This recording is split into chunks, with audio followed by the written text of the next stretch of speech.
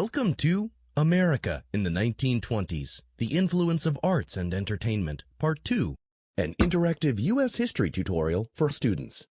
The Roaring Twenties saw Americans fall in love with the movies, a love that endures to this very day. By 1925, the movies had become America's most popular form of entertainment and its fifth biggest industry. More than 80 million people went to the movies every week. Hollywood, California, emerged as the international hotspot for making movies, and between 1919 and 1925, the population exploded with 100,000 new residents. Everyone dreamed of making it big in Hollywood. In the early 20s, there were 20,000 theaters across the nation showing 700 films a year.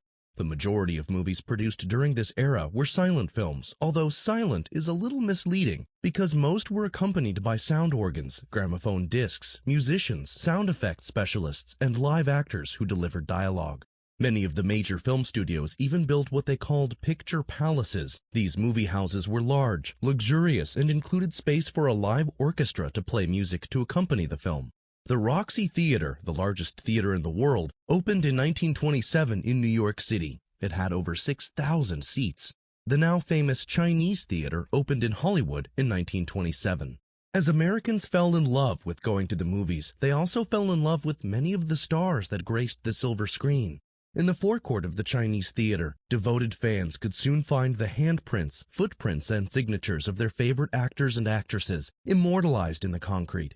Actress Mary Pickford was one of the first stars to be commemorated in front of the theater in 1927. Other celebrities would quickly follow in her stead, like popular actors Douglas Fairbanks and Charlie Chaplin. Let's take a look at a few motion pictures that were produced during the Roaring Twenties. Although the majority of films made during this era were silent films, movies were becoming longer, costlier, and more polished. One popular genre was called the swashbuckler, which featured stories about swaggering swordsmen, soldiers, adventurers, and daredevils. Westerns, dramas, gangster films, mysteries, and comedies were also produced, as were historical pieces and biblical epics like Ben-Hur. Ben-Hur was produced in 1925. It was the most expensive film made in the 1920s, and the most expensive silent film ever made, costing a whopping $3.9 million. Some scenes were even filmed in an early form of Technicolor. Audience flocked to the film, and it would go on to make $9 million at the box office. This film is best known for its legendary chariot race scene, a scene that was shot using 200,000 feet of film and was recreated in the 1959 remake of Ben-Hur starring Charlton Heston, and also imitated in the pod race scene in the 1999 film Star Wars Episode I: The Phantom Menace. War films were also a popular genre in the 1920s, and one of the best known is Wings. Wings was a romantic anti-war picture set during World War I, and it starred one of America's famous flappers, Clara Bow. It featured exciting, realistic air combat sequences that thrilled audiences.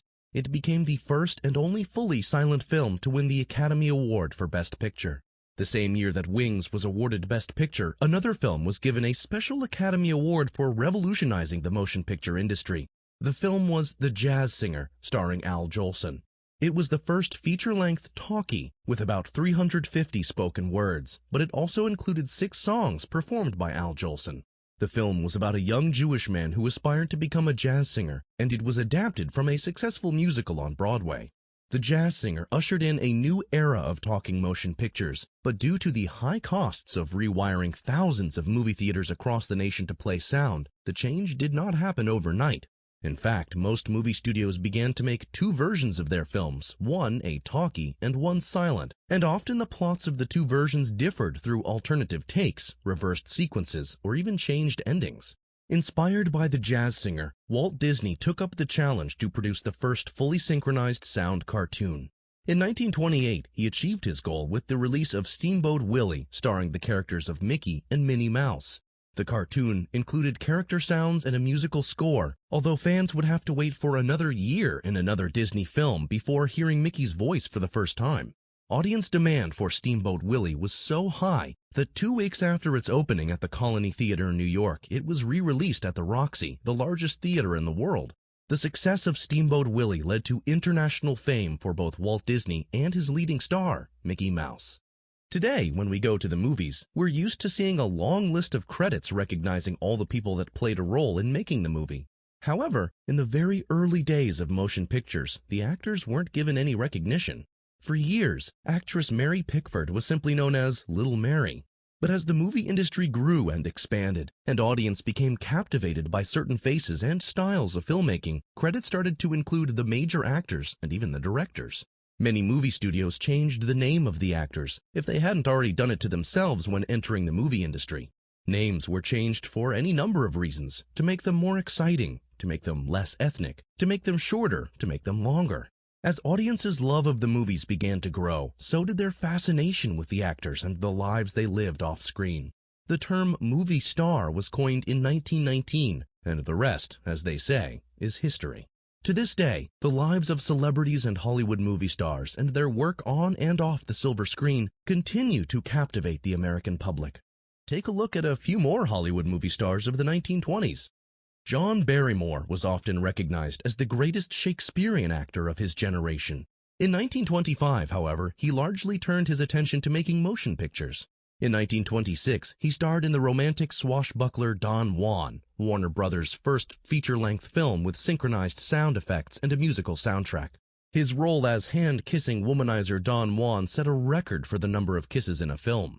His aristocratic good looks earned him the nickname The Great Profile, although he often covered up his good looks under makeup to create memorable characters of horror, like Mr. Hyde in the film Dr. Jekyll and Mr. Hyde. His granddaughter, Drew Barrymore, would continue the family's acting tradition by becoming an actress, producer, director, and Hollywood celebrity in her own right. Lon Chaney Sr. got his first taste of the theater working as a prop boy at a local opera house when in his early teens. He spent several years working in variety shows on the vaudeville circuit to hone his skills as a performer. When Chaney entered motion pictures, he sought to use his skills with makeup, costumes, and physical transformations to make his characters unique. In 1923, The Hunchback of Notre Dame, he played the character of Quasimodo, complete with a prosthetic hump that weighed more than 50 pounds. The film became one of the top movies of the year. In 1925, he played one of his signature roles as the Phantom in The Phantom of the Opera. Chaney, known as the Man of a Thousand Faces, went on to star in 150 films. After his death, his son followed in his footsteps and is best remembered for his role in the 1941 classic horror tale, The Wolfman. Rudolph "Rudy" Valentino, an Italian-born American actor, was one of the earliest pop star icons and a sex symbol in the 1920s. His breakthrough role was in the 1921 film The Four Horsemen of the Apocalypse. It became the sixth highest-grossing silent film of all time. The mania around Valentino grew so quickly that women reportedly fainted when they saw him in his next film, The Sheik. His roles in adventure stories and romantic dramas, his handsome good looks, and his on-screen charisma helped quickly propel him to stardom. He formed his own production company in 1925. But 1 year later, Valentino died unexpectedly from a ruptured ulcer. For 3 days, thousands of fans on the verge of mass hysteria crowded into the funeral home to view his body. Although only 31 when he died, Valentino starred in more than 30 films. English-born actor Charlie Chaplin came to America when he was 19 to work in the motion picture industry. He soon developed a persona called the Tramp, a character that relied on pantomime and quirky movements. By 1918, the iconic character with his baggy pants, tight coat, small bowler hat, large shoes, cane, and toothbrush mustache helped Chaplin become one of the best-known figures in the world. He went on to not only star in most of his own films, but often wrote, directed, produced, edited, and even composed the music. He was known as a perfectionist, and his love for experimentation often led to shooting countless takes of scenes, rebuilding of entire sets, and even recasting actors in the middle of a film shoot. Chaplin made more than 80 films throughout his career, and he was honored with a Special Academy Award in 1972 for the effect he had in making motion pictures the art form of this century. Hollywood movie stars weren't the only celebrities of the Roaring Twenties.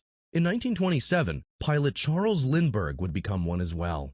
Lindbergh enlisted in the U.S. Army in 1924 to be trained as an Army Air Service Reserve pilot. When he completed his training, after graduating the best pilot in his class, he was hired to fly the mail between St. Louis and Chicago. In 1919, a New York City hotel owner offered $25,000 to the first aviator to fly non-stop from New York to Paris, France.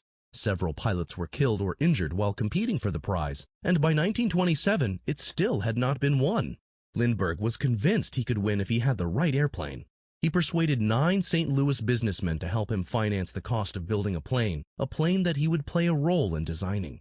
Once completed, he christened his plane the Spirit of St. Louis. In May 1927, Lindbergh tested his plane by flying from San Diego, California to New York City with an overnight stop in St. Louis and broke the transcontinental record with a flight time of 20 hours and 21 minutes. Less than 2 weeks later, Lindbergh made the first solo transatlantic flight, traveling from New York to Paris, a total of 3,600 miles in 33.5 hours. Other pilots had crossed the Atlantic Ocean before him, but he was the first to do it alone and non-stop.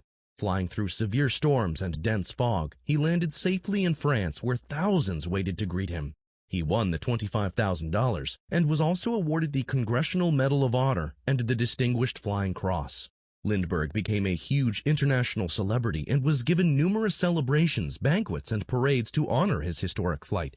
The New York City parade recognizing his achievement even surpassed the celebration of the armistice ending World War I. Flappers created a new dance step in his honor called the Lindy Hop, and a Spirit of St. Louis postage stamp was issued to honor his flight.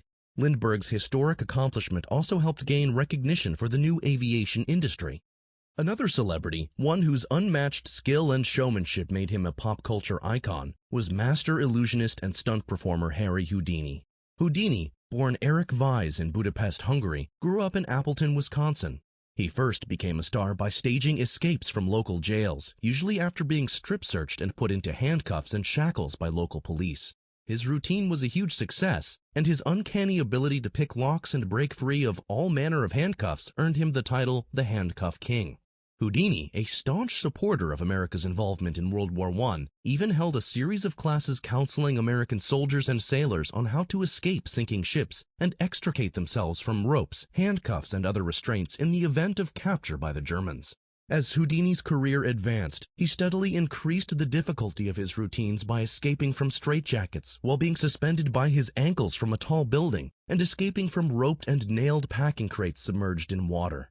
He invented the milk can escape, where he was handcuffed and sealed inside an oversized milk can filled with water. Sometimes the can was even locked inside a wooden chest and then further chained or padlocked. His water torture cell became a signature stunt, where he was suspended from his feet, which were locked in stocks, and lowered upside down into a locked glass cabinet filled with water, requiring him to hold his breath for more than 3 minutes to escape. Houdini even held a brief career as a silent film star. In his first film, 1919's The Master Mystery, he played an undercover agent who uses his escape skills to thwart criminal plots. It was a blockbuster hit and the first film to feature a robot.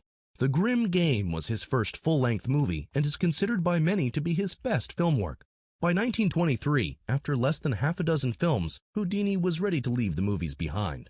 Houdini, however, was ready to take up another role in addition to his work as an illusionist and stunt performer. During the 1920s, Houdini became well known for his efforts to expose fraudulent psychics, mind readers, mediums, and other spiritualists who claimed to be able to contact the spirits of the dead. After the end of World War I, many grieving families struggled to come to terms with the loss of sons, brothers, and husbands in the war. Some, desperate in their grief to know what had become of their loved ones after death, started to believe in spiritualism. Spiritualism is the belief that the spirits of the dead, surviving after the mortal life, can communicate with the living, especially through a medium who is susceptible to their influence. Houdini, who lost his beloved mother in 1913, struggled with accepting her death and longed to be able to communicate with her again. Houdini began attending seances, which is a meeting where a spiritualist attempts to communicate with the dead. Much to his disappointment, Houdini attended seance after seance only to detect the clever tricks the mediums used to make the mourners believe their loved ones were trying to communicate with them. Referring to his own skills of illusion and sleight of hand, he stated that it takes a flim-flammer to catch a flim-flammer. His disappointment soon turned to anger over the mediums taking advantage both monetarily and emotionally of grieving families. Houdini, with a desire to serve as an advocate and to help protect the public, began an all-out crusade to expose phony mediums. His crusade was regularly featured on the front page of newspapers across the country. He wrote 2 books, Miracle Mongers and Their Methods and A Magician Among the Spirits, and he began giving lectures on the tricks of phony mediums. He also attacked those claiming to produce spirit photographs, a phenomenon where depictions of spirits were unintentionally captured in the course of taking regular photographs, and revealed the tricks they used to produce the fake images. When Houdini traveled to perform his own shows at the beginning of every week-long stop in a city or town, he put up signs challenging local mediums to meet with him and prove their authenticity. Houdini always remained hopeful that one of the mediums would help him truly communicate with his mother just one more time. However, after sitting with more than 100 mediums, he was convinced their craft was all trickery. He worked to help create a bill that would ban people from pretending to tell fortunes for reward or compensation, or pretending to unite the separated.